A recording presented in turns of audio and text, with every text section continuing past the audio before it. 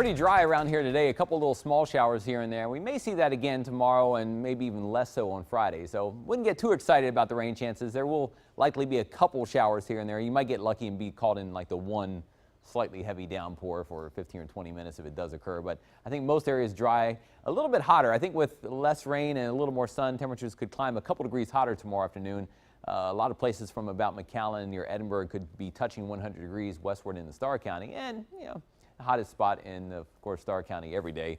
A few weekend showers. The moisture, looking at the longer range forecast, the moisture over the weekend kind of pumps up a little bit, especially I think on Saturday. So if we do get a couple more sea breeze showers and maybe one or two that have a heavier downpour, say maybe like an inch or something, that's more than likely on Saturday.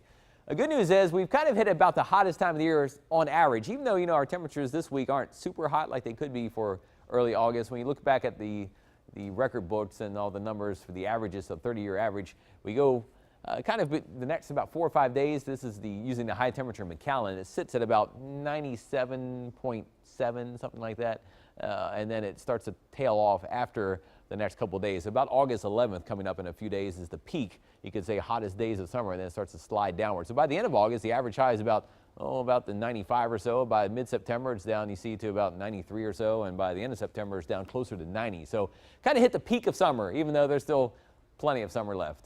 But in hot temperatures tomorrow, we'll be around 104 in Rio Grande City, 102 in San Ysidro, about 98 in Weslaco, and mostly in the 90s in Cameron County and near 89 at the coast.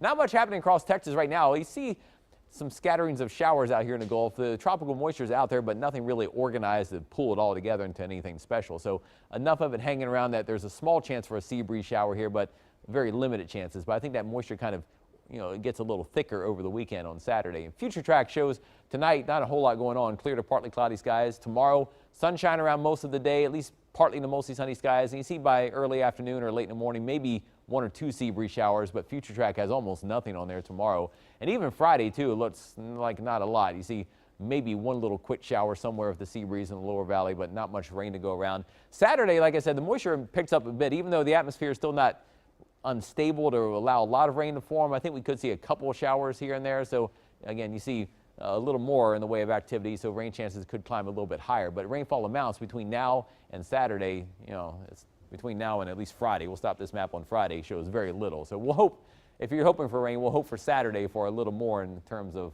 actual rain coming out of a cloud.